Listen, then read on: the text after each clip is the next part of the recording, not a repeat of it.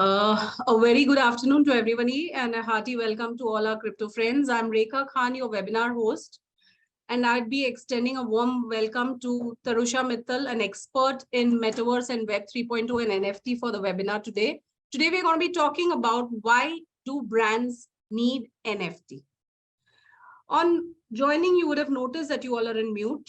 Please post any questions that you have on the chat section. At the end of the webinar, we will be holding a Q&A session and that will be addressed by Tarusha Mittal. From the creator of Odin, MCX and IEX, here is yet another credible and exchange-neutral platform a user can rely on while walking towards the path of crypto and blockchain understanding. Starting from education to knowledge to all the latest news, all covered under one super app 3.0 verse.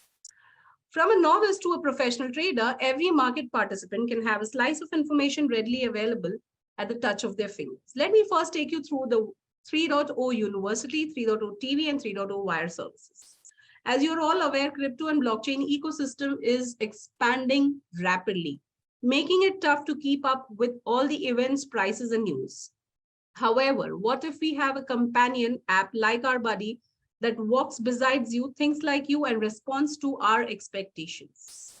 Yes, 3.0 Verse is your very own worldwide crypto super app. I would like to take you all through the app briefly. Here is a global crypto super app. Let's start with the homepage of our app, which has three pillars: 3.0 University, 3.0 TV, and 3.0 Wire. Under the 3.0 Wire services, we have rolled out India's first global index of crypto IC50. It tracks the performance of the top 15 cryptocurrencies globally based on market capitalization. Crypto enthusiasts and crypto traders can take informed decisions based on IC50. Under the WireWatch section, in this section, you can monitor the best exchange to buy a particular cryptocurrency and best exchange to sell a particular cryptocurrency. In the center of the screen, you can monitor the arbitrage opportunity available between the two exchanges for the same cryptocurrency. There are more than 500 plus cryptocurrencies listed in our platform, along with 70 plus crypto exchanges worldwide. Coming to 3.0 TV, it is an exclusive 24/7 mobile IPTV covering everything on crypto and blockchain ecosystem. It's available in 4 different languages: English, Hindi, Gujarati, and Marathi.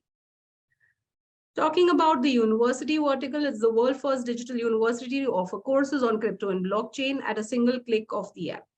Now, I'm very happy to introduce our speaker of today, Ms. Tarusha Mittal, CEO and CEO founder, DApps and Uniform. She would be sharing her views and ideas on today's topic. Tarusha Mittal is a dynamic powerhouse and an award-winning entrepreneur. Ms. Tarusha is the visionary force behind Oro Pocket, a universal investment platform on blockchain. She has been actively working on the blockchain and crypto space since more than a decade. Tarusha has been the co-founder for multiple successful technology ventures in the past prior to founding Oro Pocket. Tarusha is also been associated with several accelerator programs all over the world and has won Step 360 awards for technology. She also achieved DST Grant Award from the Government of India and IIT Delhi. She was one of the finalists for the Anita Borges WEQS cohort for the year 2019. Tarusha is running a pet project called Miss CEO, which empowers and mentors aspiring and early stage women entrepreneurs. Tarusha is an avid reader, and this has helped her in exploring the dynamic world of crypto and blockchain. Hi, Tarusha. We are really happy to have you today for the webinar. Thank you so much, Rekha ji, for having me again. It's always a pleasure to come and speak to you guys. And thank you so much for all the kind words. So without much further ado, Rekha ji has done a very fantastic job of giving an intro about me already. What I'll do is I'll run you guys through a short presentation, and then perhaps, we can take up questions. The presentation centers around obviously NFTs and how, it's they are changing the way brands are indulging in storytelling. Basically, right now, currently, I'm working on DApps, which is basically an app store for Web3 applications to drive in adoption. This is very similar to what, these brands are doing in terms of introducing NFTs for their brand storytelling. And that's majorly what we're going to talk about today. Let me just give you like a brief overview about the agenda. So we'll talk about why are NFTs valuable to brands. We'll talk about some utilities. We'll talk about some brands that are indulging and investing and creating NFTs for their end user and their end consumer. We would also talk about how they are utilizing these NFTs as marketing strategies, not just as a NFT and just leaving it at that, but how are they perhaps taking that story forward. And we'll end the session with a few limitations and caveats when it comes to NFTs, and what brands should do, what should the end consumer keep in mind when you are investing in such NFTs. Post that, I would be happy to take up questions. So just to give a very brief overview, why are NFTs valuable to brands? So, an NFT is like a non-fungible token. Non-fungible token is basically a cryptographic asset created using blockchain, but it is not fungible. So, you can't really divide up an NFT. There are startups now that are trying to do that via synthetics. But essentially what it means is that it's unique. So one NFT does not equal to another NFT of another kind. So, as again, say 1 Bitcoin is always equal to 1 Bitcoin. So that is not the case, and it's non-fungible in nature.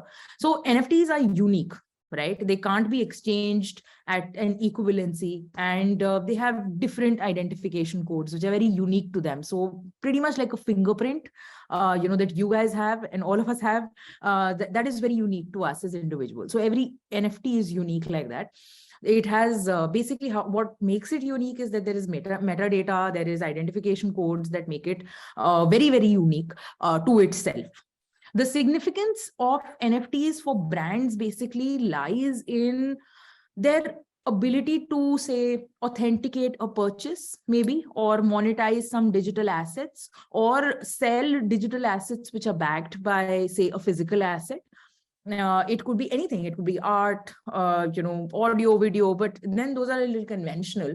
We have brands now dealing with NFTs, and they have like shoes perhaps backing them, and you buy an NFT and you also get like those shoes delivered to yourself. So there are other creative works as well as like other things that you can, consumer goods basically, that you can buy via these NFTs. But that is not the only utility associated with the NFTs that these brands are pushing out. So basic characteristics of NFTs, I think I've talked about it, but again, just to touch upon the basics, they strengthen the bond between the perhaps brand and the end consumer. That is like another layer where the brand is connected to their potential end consumer or their consumer, and keeping them within that ecosystem and within direct reach and communication of that brand. The rarity and uniqueness are always like key parts as to why NFTs sort of sell out, because everybody wants to own something unique, right? So like when it comes to art, not everybody will get why somebody owns say a Monet, but people want to do that because it's so unique to have that that rare one art piece by such a great painter. So it's very similar for brand NFTs as well, that they try to create rarity and uniqueness in the NFTs that they are building, and that kind of helps them creating a narrative around their marketing strategy, because the story is different. And I think all of us know here that mostly marketing is all about storytelling, about solving your customer's problem, but through an easy way of telling them a story which would be easily digestible to them, and it'll make it more relatable as a product for them. So brand loyalty is another factor, I think, which the brands are using brand loyalty as a factor also, or to increase brand loyalty. They are like issuing NFTs to improve customer experience, to add on to the loyalty that they have towards the brand, because as I mentioned earlier, that adds another additional layer of your connection with the brand. You have an NFT as well. It's not just an item that you have in the physical verse, but you also have something in the metaverse.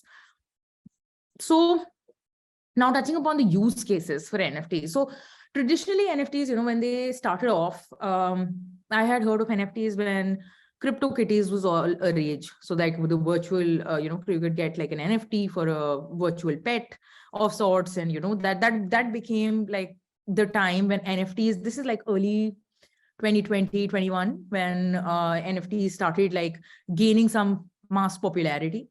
But then obviously that was a work in progress. And now there are use cases for NFTs ranging from music that, you are actually completely cutting out the middle person, and the middlemen, and the singers and or the writers can actually, create NFTs or out of their creation, and then they can sell it for a certain royalty. NFT use cases range from fashion, like so I think Adidas or Nike, they what they did was they created like NFTs around their latest shoe.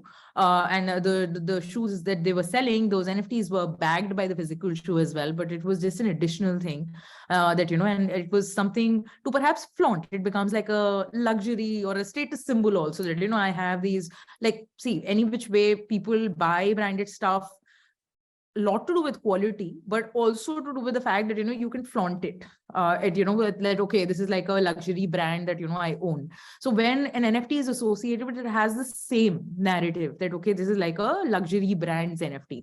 So fashion, a lot of fashion designers have explored with NFTs. Manish Malhotra from India has an NFT collection as well.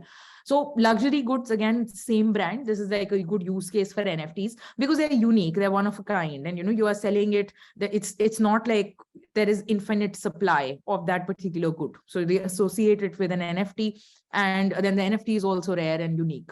Then ticket sales, and this is something that has happened a lot now when you go to webinars, especially during the COVID time, when there were all of these virtual meetings happening. So, you used to get like a POAP, NFT basically for just attending it. But that also served as a ticket for entering the webinar, or even physical events. Now you get like an NFT, which is also a ticket. It's not transferable, but you are using it to gain entry into an event, which can be exclusive in supply chain, because there is a lot of data which is there for supply chain at every end, and people are trying to create NFTs out of it, those challans, etc., because they are unique, so that they can't be they can't be tainted in any way.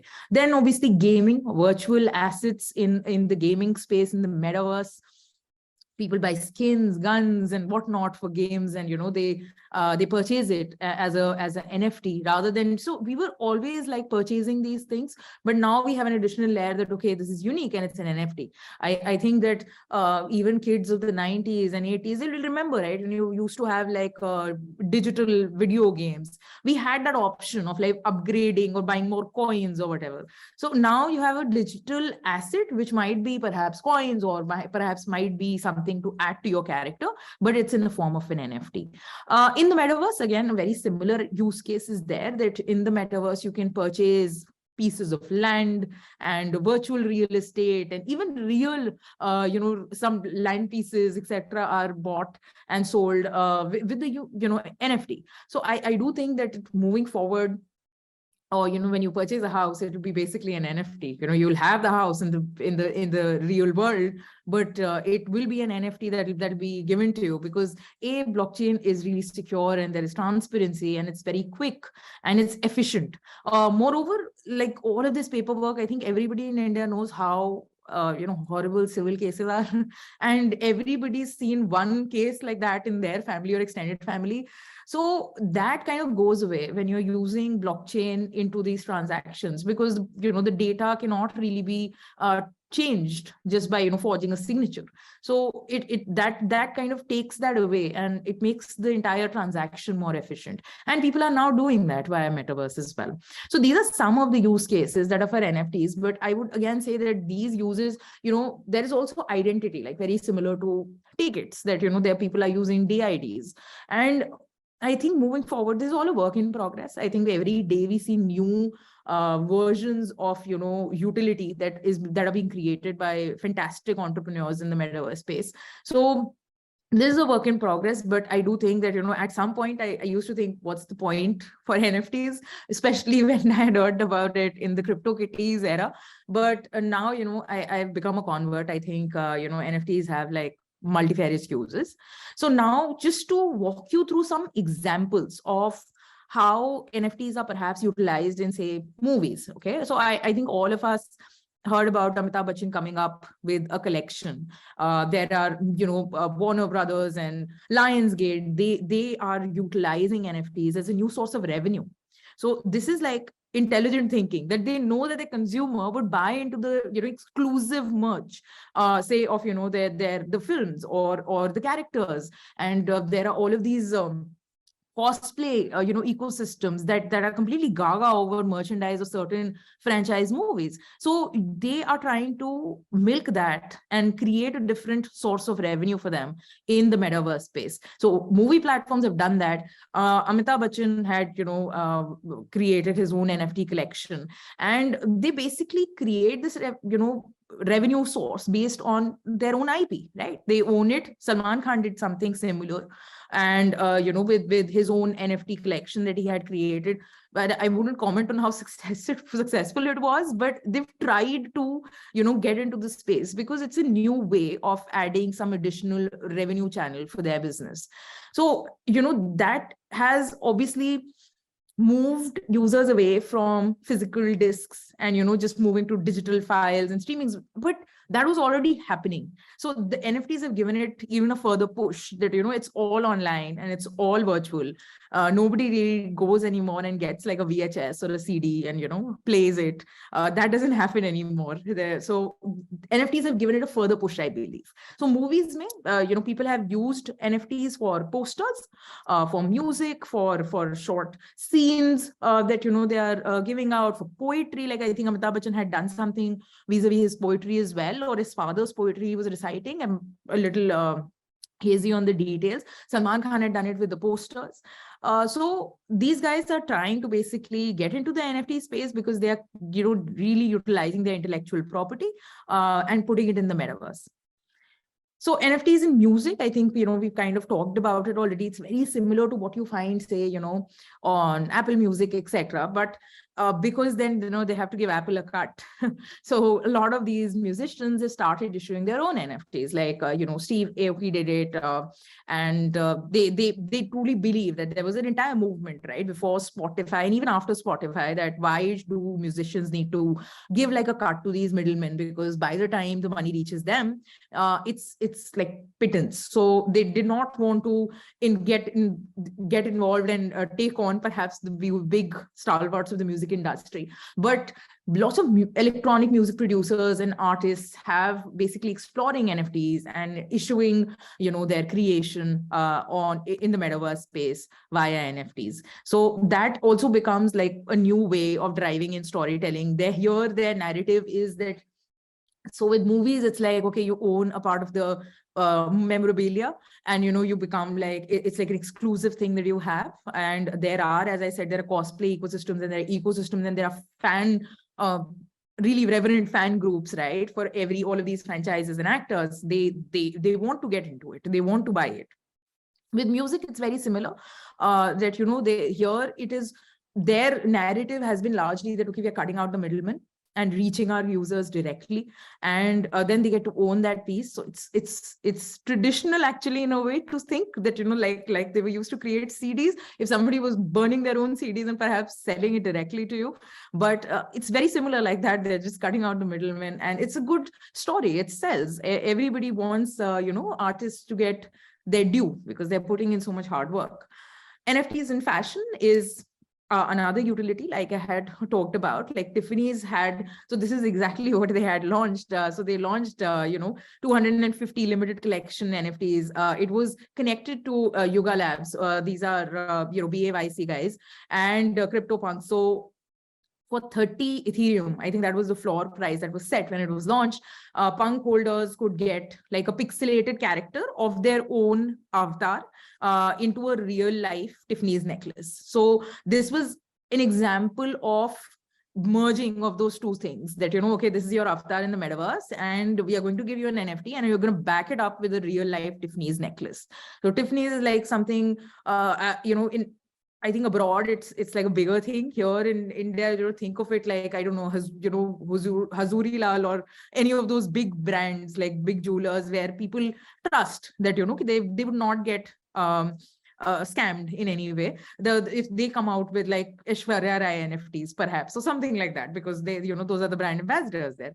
So this was quite a rage, and it created so much. So it is not just creation of the NFT. What happens is that this creates like a domino effect on social, because it signals social clout, right? That, I am a part of the BAYC club.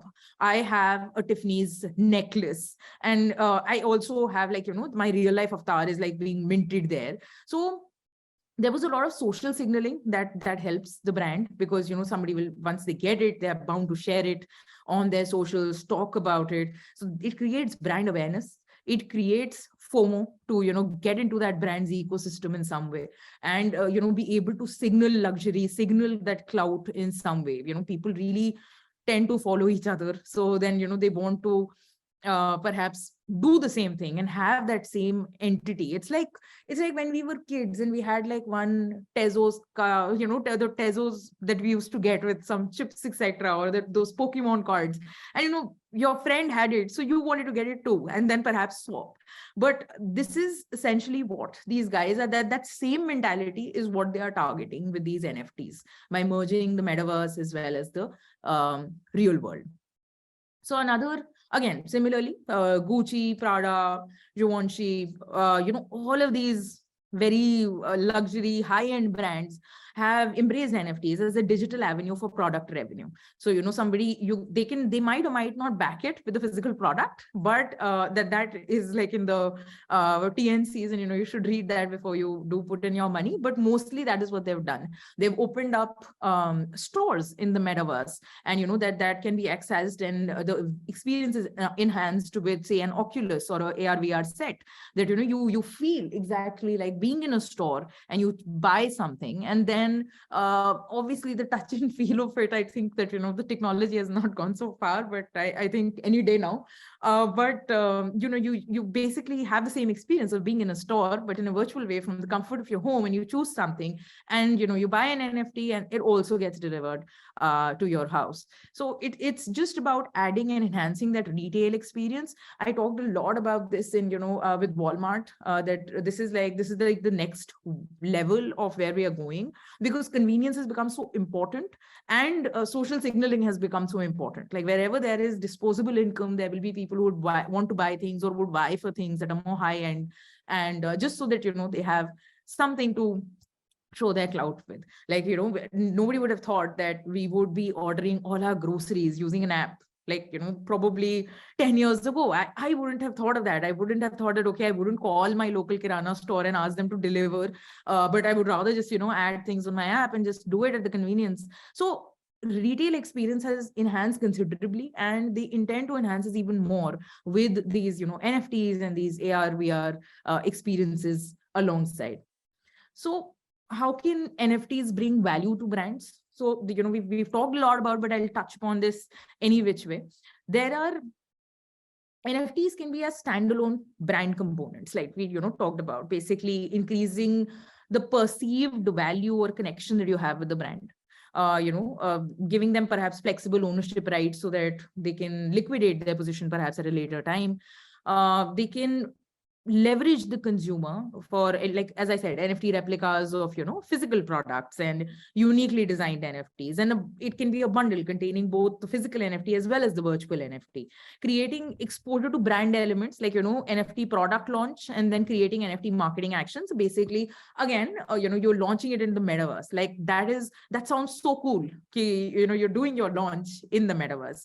So that is something that is attractive to brands, because it's new. It'll garner a lot of eyeballs. Everybody does like a launch in the physical world, but then that is like adding another layer. That is like keeping yourself unbound geographically. Like, your launch would not just be attended by people in the same geography. It'll be attended by people all over the world.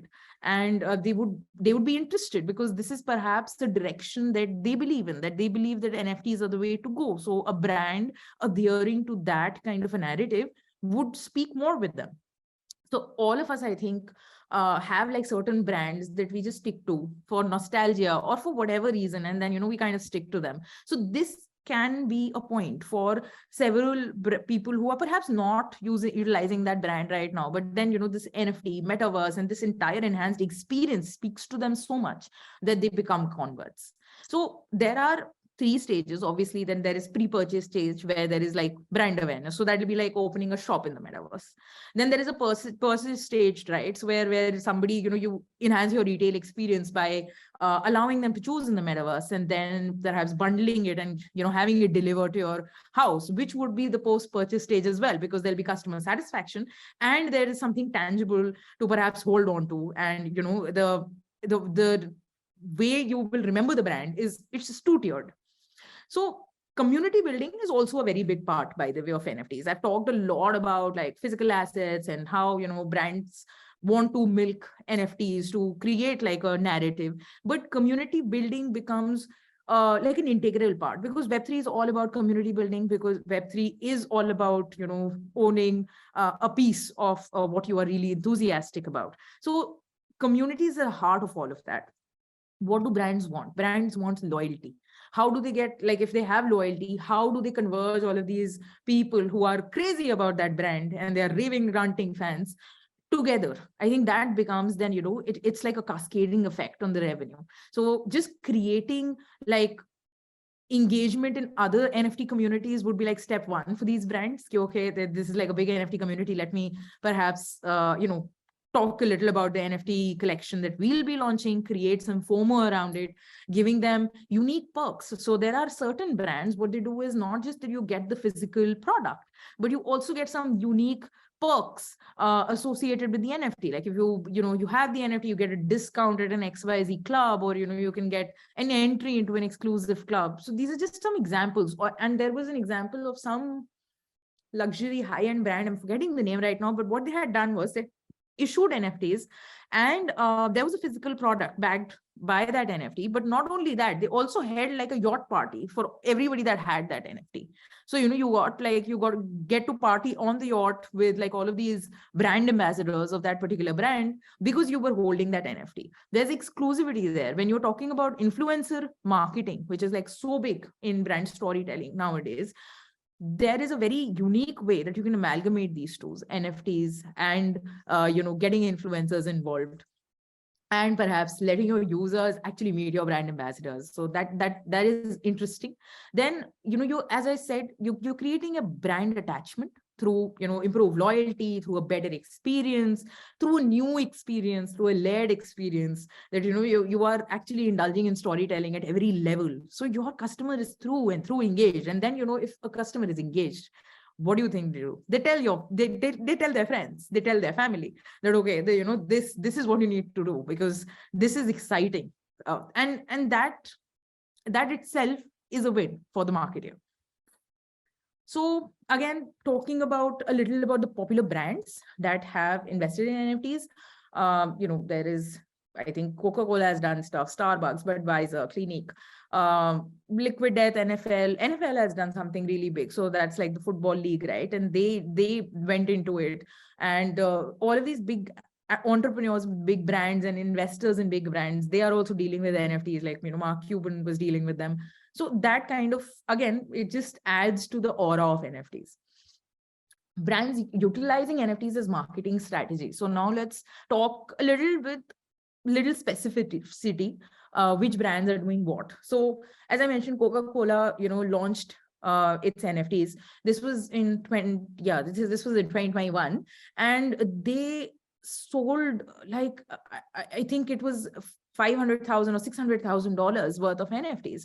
And the brand strategies that they had basically put in were all symbols regarding what Coke stands for. So Coca-Cola has always had like these advertisements where, you share and your friends, and, this is like, you have a glass of Coke when you meet your friends. So all of the NFTs were around the symbol of friendship. So that was one thing that they had done. And, they sent some merch as well. Like they had some small figurines, etc., that they were backing with their NFTs. And it was just exciting, and it was a good, piece of souvenir or memorabilia to own. Like Budweiser, the beer brand, they also did something in terms of digital cans. I think this was original production of the can used to look like that, and that is what they had done. So they could purchase this. They made it even easier. Like users could purchase it with Bitcoin, Ethereum, fiat, anything. And there are people who are like absolute fans of Budweiser, so they purchase those, because this was, again, it's a piece of history that you own. Adidas, they obviously they partnered with the BAYC and Punk Comics and G Money, and they kind of chose to combine its NFT launch with the physical product line, incorporating like an entire, I think it was an entire outfit with a blockchain dress and an orange beanie. And again, all of these people who are already a part of a very exclusive club called BAYC, they had their avatars, change the way they look. Like they were all in the Adidas tracksuit.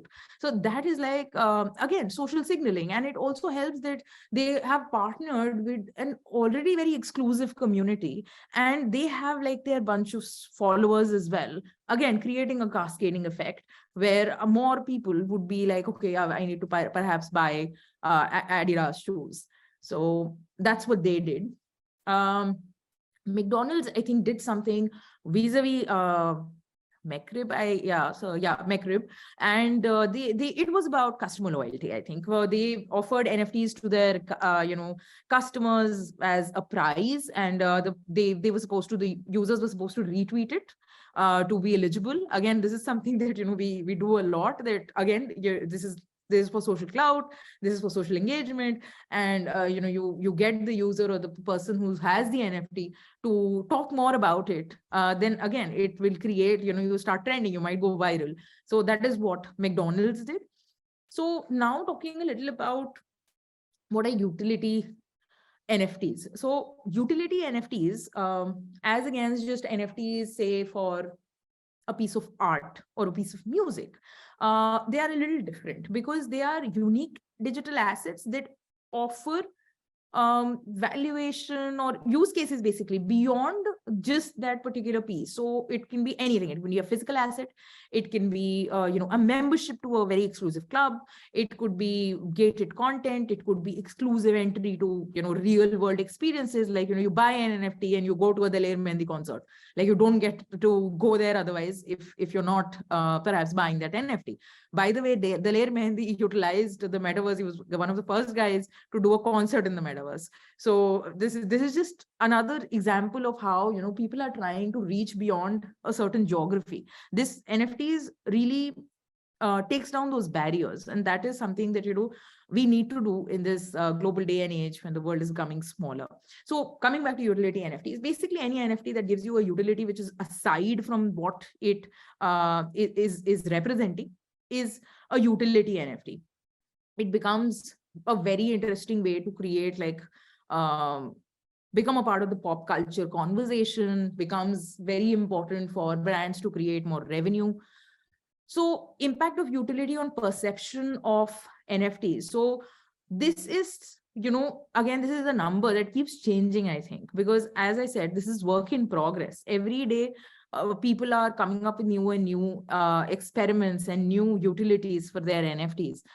And that has considerably changed the perception of how people perceive NFTs. And as I said, even I did not really think NFTs are going to go anywhere, but I'm a convert because I saw that, okay, there is real utility here. It's not just, virtual pet cats and, sort of swapping them.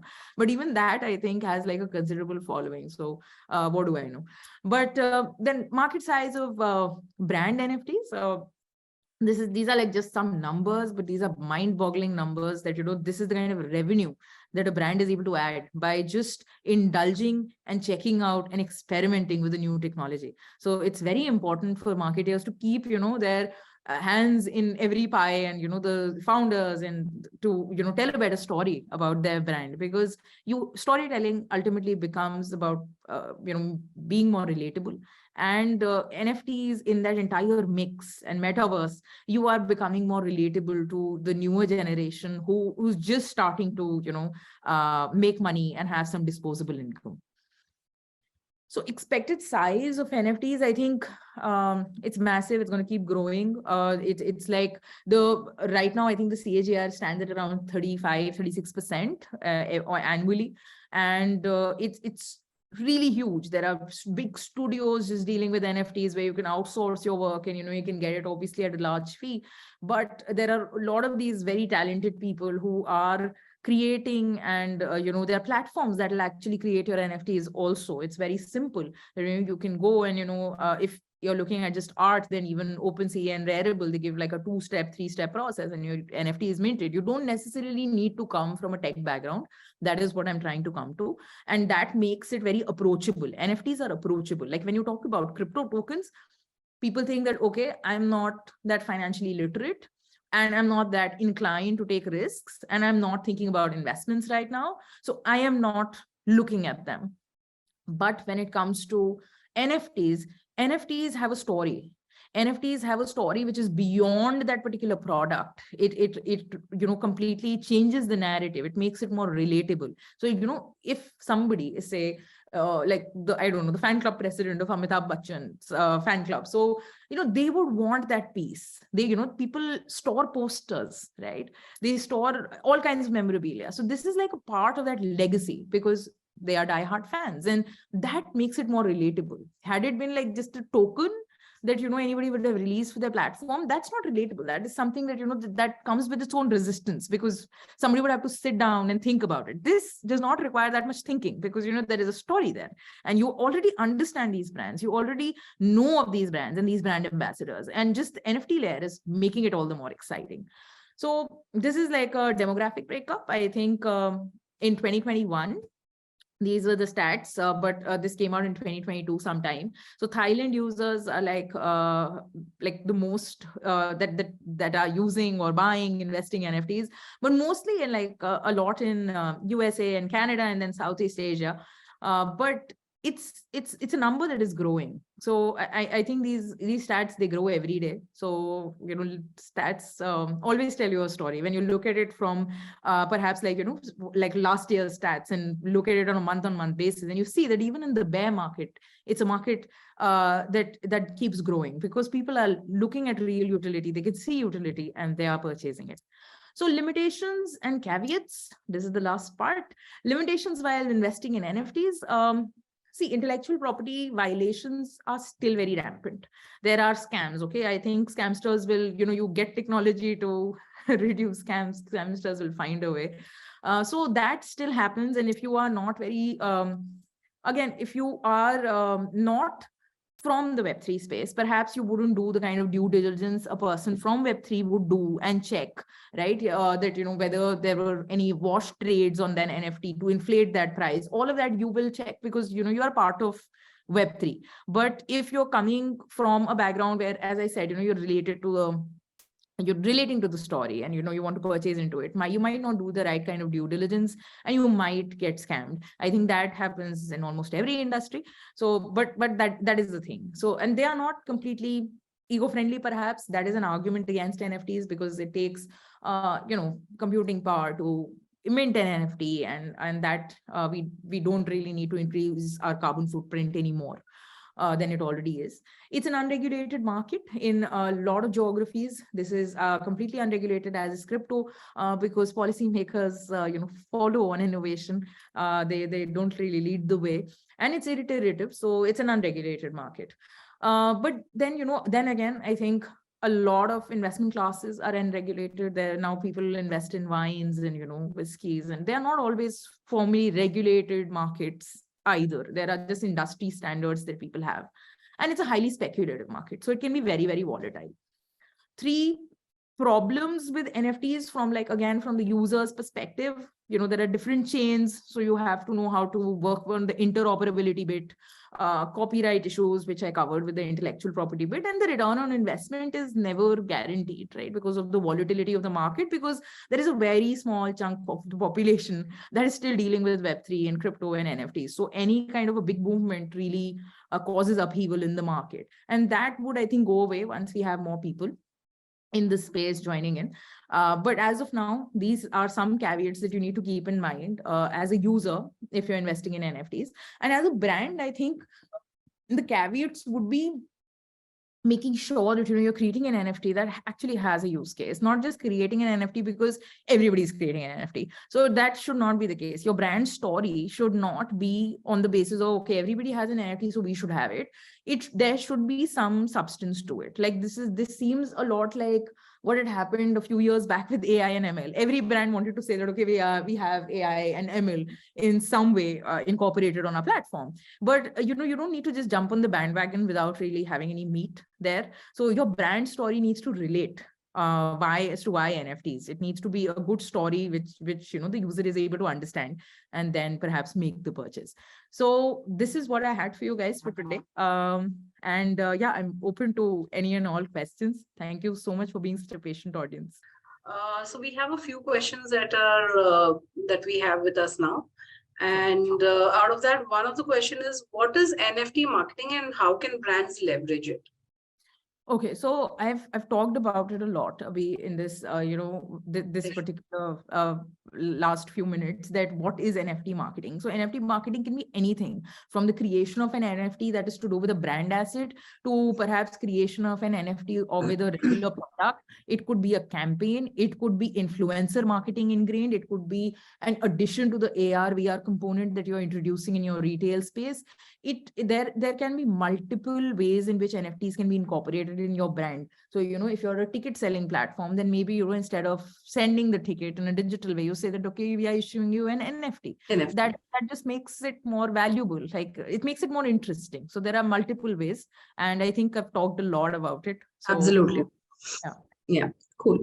So the next question is, what is driving the growth of NFT according to you? So I think the growth of this market is primarily because it's very untapped right now. There are a very small number of people who are building in this space, very small number of people who actually understand how NFTs work and what is the value proposition there. So one reason is that this is a growing industry, and as more people are seeing the value, they want to continue building in this space. That is one very good reason. The other reason is that because of the smartphone uses and the internet savvy behavior of people, right? So people are becoming more and more online than offline, right? And that is one main reason. Like obviously COVID increased it 10x, that we are all staying at home, we have nothing to do. What else will you do? You're looking at your phone, right? And then NFTs become a part of the metaverse, and you are always in the metaverse and looking at your phone. So that is driving the growth of this space. Absolutely. And what, according to you, is the environmental impact of NFTs? See, it depends on how they're produced mostly. I think it'll depend on what blockchain you're using it to produce. Now there are all kinds of proof of purpose, proof of work, and there are all kinds of chains, and they are trying to become more efficient. But it'll ultimately depend on which chain you're using to mint that NFT. That would actually tell you how eco-friendly that particular NFT is. Like there is a chain called Fire that is like an eco-friendly sort of a blockchain that is being created by actually a fellow Indian. Pratik is a friend, and so if something is being minted there, then your carbon footprint would be much less as against, say, when it is being minted on Ethereum network. So it depends on, and now Ethereum has also switched to consensus, so perhaps maybe something like a Solana. So if you are like looking at how much damage are you doing, it comes down to the blockchain that you're using. Absolutely. Can small businesses implement NFT? Absolutely. There's no reason why only big businesses should do it. So my advice here would be to perhaps look at, building a community, right? That would be step one. Once you have like a build community of, your existing users, your raving fans, if you're able to crack that, then when you're coming out with your NFT collection, it'll get sold out in minutes, because there are already people, you have a fixed user base. So these big brands are doing it right now because they have that user base. I would advise, if you're a small business, get like your audience and then do it. There is no reason not to. Sure, absolutely. Why not? And do you think NFT, how does NFT actually impact the business? Okay, so I think NFTs can help in storytelling, obviously, and setting the brand narrative, reaching out to a newer set of audience, like the newer generation with more disposable income.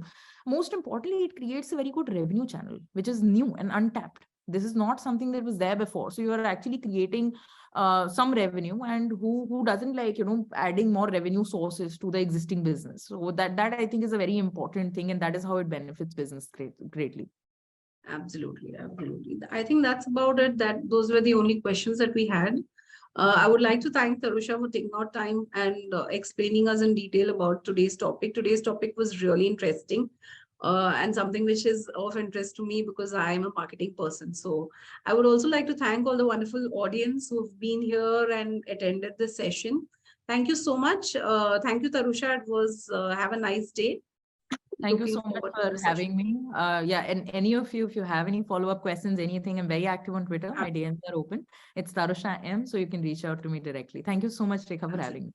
Thank you Peace. so much. Have a nice day. Bye. You too. Bye.